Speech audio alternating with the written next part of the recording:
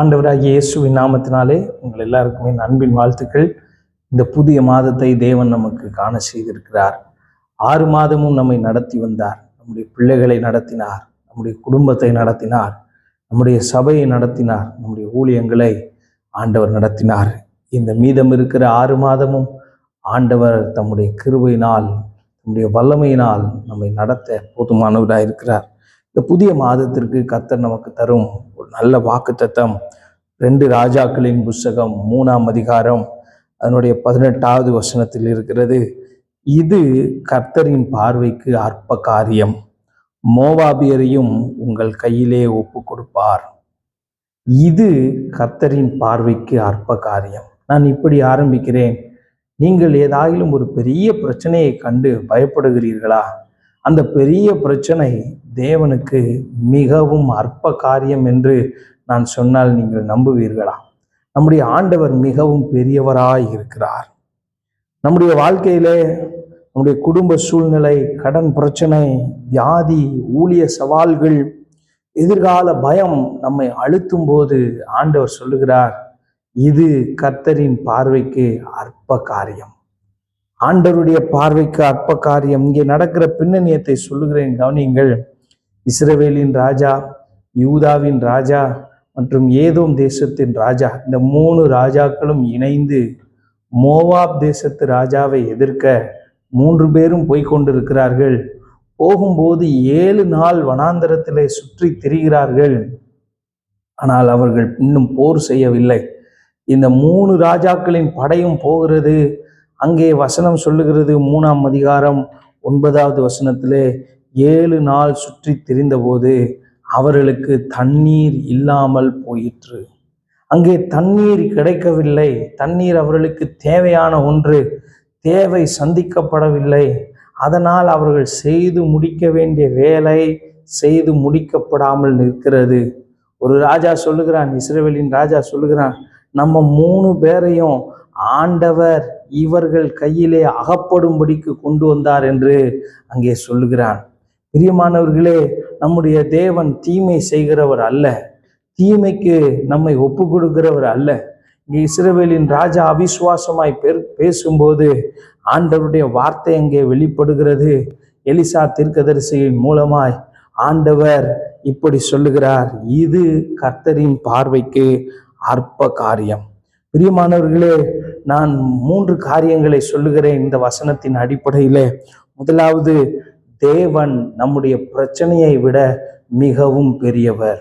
நீங்களும் நானும் சந்திக்கிற இந்த சூழ்நிலை சவால்களை விட நம்முடைய தேவன் மிகவும் பெரியவராய் இருக்கிறார். எரேமியா தீர்க்கதரிசன புஸ்தகம் 32ஆம் அதிகாரம் 27வது வசனம் சொல்லுகிறது, என்னால் செய்யக்கூடாத அதிசயமான காரியம் ஒன்று உண்டோ? ஆண்டவர் கேட்கிறார். லூக்கா சுவிசேஷம் 1ஆம் அதிகாரம் 37வது வசனத்திலே பார்க்கிறோம், தேவனால் கூடாத காரியம் ஒன்றும் இல்லை.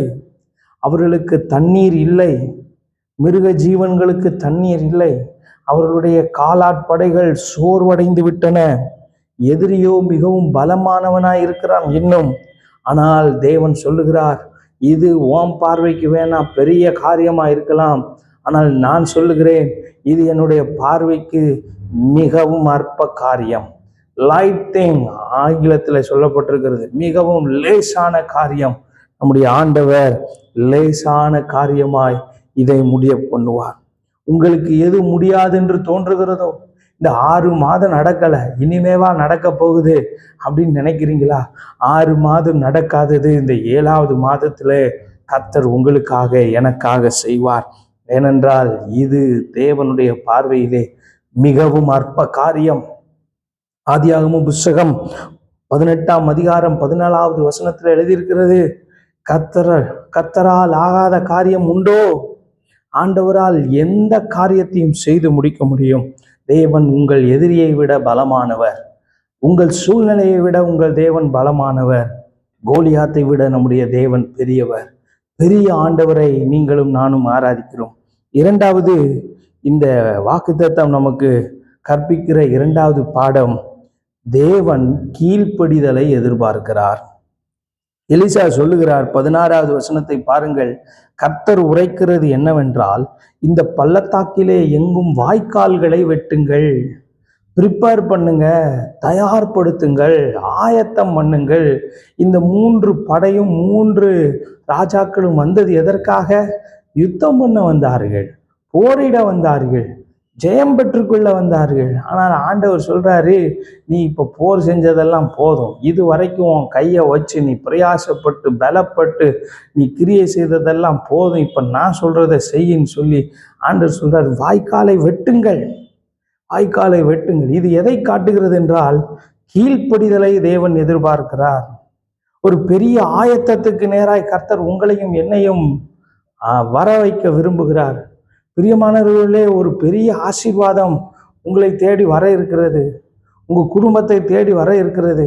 அதனால தயார்படுத்தி வையுங்கள், எல்லாவற்றையும் ஆயத்தப்படுத்துங்கள். ஒரு பெரிய கூட்டம் நம்மை தேடி வர இருக்கிறது. சபையை விரிவுபடுத்துகிற நேரம் இது. நமக்காக ஆண்டவர் பெரிய வாசல்களை திறக்க இருக்கிறார். வாய்க்காலை வெட்டுங்கள். என்னை கேட்கிற அருமையான தேவ பிள்ளைகளே, உங்க பிசினஸுக்கு பெரிய வாய்க்காலை வெட்டுங்கள், பெரிய திட்டம் தீட்டுங்கள், பெரியதாய் நீங்கள் ஆயத்தமாகுங்கள். ஏனென்றால் தண்ணீர் வரப்போகிறது.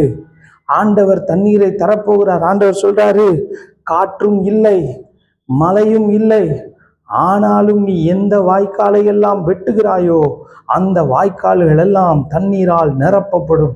பிரியமானவர்களே, நமக்கு ஜெயம் மேற்கிலும் கிழக்கிலும் இருந்து வராது, வனாந்தர திசையிலும் இருந்து வராது.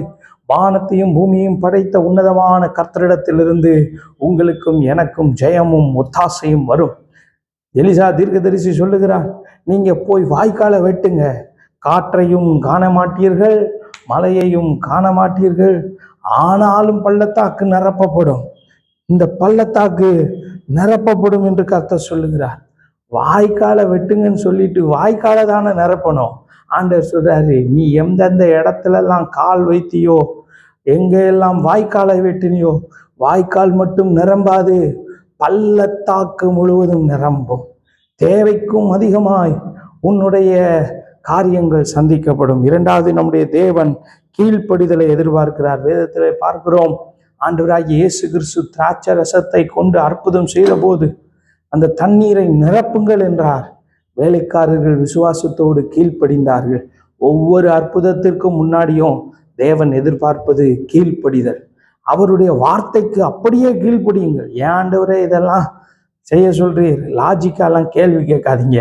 ஆண்டவர் சொன்னால் அப்படியே செய்யுங்கள். கர்த்தர் அற்புதம் செய்ய வல்லமை உள்ளவர். 3வது, இந்த வசனத்திலிருந்து நாம் கற்றுக்கொள்ளுகிற காரியம், தேவன் தேவையை மட்டும் சந்திக்கிறவர் அல்ல, மிகப்பெரிய வெற்றியையும் தந்தார். அந்த வசனத்துல 18வது வசனம் என்ன சொல்லுகிறது? இது கர்த்தரின் பார்வைக்கு அற்ப காரியம், மோவாபியரையும் உங்கள் கையிலே ஒப்பு கொடுப்பார். 3 ராஜாக்களே கேளுங்கள், நீங்க வீட்டிலிருந்து புறப்படும் போது எந்த காரியத்துக்காக புறப்பட்டீர்களோ அந்த காரியத்தை நிறைவேற்ற என்னால் முடியும். பிரியமானவர்களே, நம்முடைய தற்காலிக தேவையை மட்டுமல்ல, நம்முடைய வாழ்க்கையின் நோக்கத்தையும் நிறைவேற்றுகிற ஒரு தேவன் இருக்கிறார். தண்ணீரையும் கொடுத்தார், உயிரையும் காப்பாற்றினார், அந்த போரிலே மிகப்பெரிய வெற்றியை கொடுத்தார். நம்முடைய தேவன் உடனடி தேவையை மட்டுமல்ல, நம்முடைய எதிர்கால வெற்றியையும் ஆயத்தப்படுத்துகிற ஒரு நல்ல தேவன். இன்றைக்கு கால வேளையில நான் உங்களை பார்த்து இப்படி உற்சாகப்படுத்துகிறேன். என்ன நோக்கத்துக்காக இப்போ இந்த வேத வார்த்தையை கேட்டுக்கொண்டிருக்கிறீர்களோ அந்த நோக்கத்தை கர்த்தர் நிறைவேற்றுவார். எந்த சித்தத்துக்காக, எந்த நோக்கத்துக்காக வீட்டிலிருந்து கிளம்புனீங்களோ, அந்த புறப்படும் போது கதவை பூட்டும் போது என்ன நினைச்சு கிளம்புனீங்களோ அதை தேவன் நிறைவேற்றுவார். ஏனென்றால் நம்முடைய தேவன் நம்முடைய காரியங்களுக்கு ஜெயம் தருகிறவர். வேதம் சொல்லுகிறது பாருங்க, எபேசியரின் புஸ்தகம் 3ஆம் அதிகாரம் 20வது வசனத்துல, நாம் நினைக்கிறதற்கும் நாம் வேண்டுகிறதற்கும் மிகவும் அதிகமாய் கிரியை செய்கிற ஒரு தேவன் நம்முடைய தேவன். 3 காரியங்களை சொன்னேன், திரும்ப ஒருக்க சொல்லுகிறேன். நம்முடைய பிரச்சனை தேவனுக்கு பெரியது அல்ல. தேவன் சொல்லுவதை கீழ்ப்படியுங்கள். தேவன் தேவையை மட்டும் தருகிறவர் அல்ல, முழுமையான வெற்றியையும் தருகிறவர். இந்த மாதம் நீங்க எதையெல்லாம் பார்த்து பயந்து கொண்டிருந்தீர்களோ 6 மாதம், அதெல்லாம் ஆண்டவர் பார்வைக்கு அற்ப காரியம். உங்க வியாதி ஆண்டவர் பார்வைக்கு அற்ப காரியம். உங்க எதிர்கால பயம் ஆண்டவருக்கு பார்வைக்கு அற்ப காரியம். நீங்க எந்த பள்ளத்தாக்கிலே இப்பொழுது நிற்கிறீங்க? நீங்கள் நிற்கிற பள்ளத்தாக்கை ஆயத்தப்படுத்துங்கள். பொருளாதார பள்ளத்தாக்கா, உடல்நல பள்ளத்தாக்கா, குடும்ப பள்ளத்தாக்கா, கர்த்தர் அவைகளிலே தண்ணீரை வர வைப்பார். வேதம் சொல்லுகிறது 20வது வசனத்திலே, அந்த அந்த அதிகாரம் 20வது வசனத்திலே, தண்ணீர் ஏதோம் தேசம் வழியாய் வந்ததினால் தேசம் தண்ணீரால் நிரம்பிற்று. வாய்க்காலை வெட்டு, வாய்க்காலில் தண்ணீர் தருவேன் என்று ஆண்டவர் சொல்லவில்லை. வாய்க்காலை வெட்டு, பள்ளத்தாக்கு நிரம்பும். பள்ளத்தாக்கு மட்டுமல்ல, தேசம் நிரம்பும். தேசம் நிரம்பும். சின்ன கீழ்ப்படிதல் போதுங்க பெரிய அற்புதம் நடக்க. சிறிய காரியங்களிலே கீழ்ப்படியுங்கள், கர்த்தர் பெரிய நன்மைகளை தருவார். ஜெபம் பண்ணுவோம். சர்வ வல்லமை உள்ள தேவனே, அன்பின் ஆண்டவரே, இந்த 7வது மாதம் எங்க பிள்ளைங்க எதெல்லாம் பார்த்து பயந்து கொண்டு இருக்கிறார்களோ ஆண்டவரே, இவைகளெல்லாம் உடைய பார்வைக்கு அற்ப காரியங்களாய் இருக்கிறது. முழுமையான வெற்றியை தாரும். கீழ்ப்படுகிற இருதயத்தை தாரும். ஆண்டவரே, விசுவாசத்தோடு இந்த வசனத்தை கேட்ட ஒவ்வொரு பிள்ளைகளின் வாழ்க்கையிலும் கர்த்தர் நீர் அற்புதம் செய்யும். சாட்சிகளை கேள்விப்பட உதவி செய்யும். நன்மை உண்டாகட்டும். இயேசு கிறிஸ்துவின் நாமத்தில் ஜெபிக்கிறோம் நல்ல பிதாவே, ஆமென். God bless you. ஆண்டவர் உங்களை இந்த மாதம் ஆச்சரியமாய் நடத்துவார்.